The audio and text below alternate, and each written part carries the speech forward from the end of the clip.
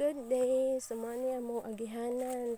Kung mosore mo late or in Ormoc, so kasagaran produkto dere is sugarcane plantation. Yan, tubuhan. Ayan, so karon adlaw, sorry sa ako sa among gamay nga uma.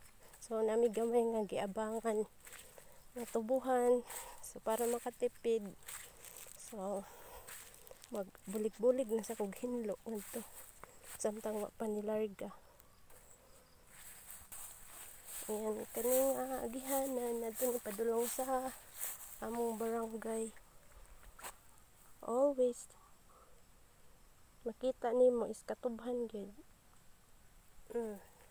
Kani katubhan sa mga larasabal.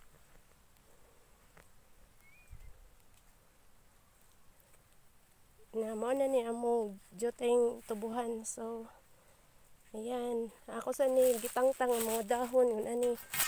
Ayan, para inig harvest na sa tubo pagka January or February, so di na kay siya daghan og dahon, gitawag na siya umbak o mga ingon ani. So kinahanglan hinluan. Ayan. Na para makatipid sad sa amo-abang, so kinahanglan siya tamnan sa damog balanghoy. Ginagmay ra kay kapoy maghawan or sa di mo tamnan og saging. Yan, saging. Yan, mana niya akong agi. Ako na siya gigunahan. Ang aging adlaw. So, medyo hawan-hawan na siya jutay. So, magunaguna sa kudere. Ang sunod si Mana, maato kung Manila. Yan, abag-abag sa tagamay gula. Yan, hinlo jud basta kanang sa atimanon ang katubahan. So nindot po ilang kuan kay pohon daghan ni asukal. So yan, mao ni akong gunahan adto ingon, pero pahinaplin lang kay lisod og diha sa ilalim di pa man kay tantong daghan og siot pod basta matag-as ng tubo. Di na kayo bagaan siot.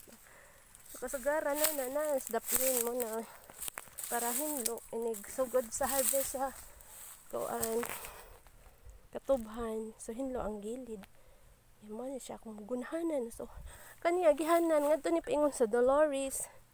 So it means ngiob jud siya. Puro katubhan tapos unahan kakahuyan. Unya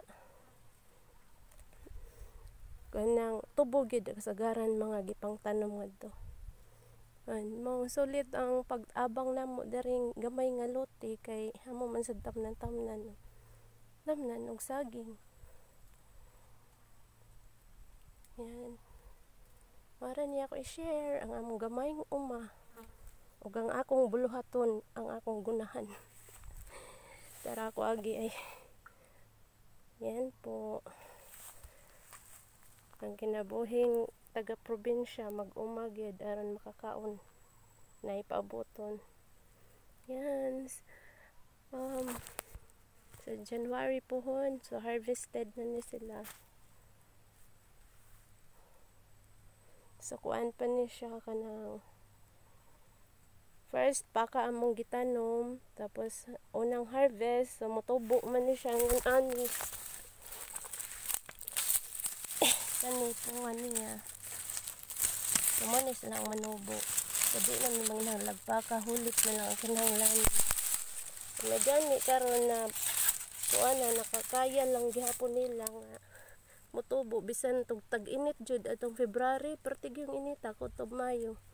Nagay nanubo ra gid sila. Yan. Sukol ngunig init ang mga tubugod.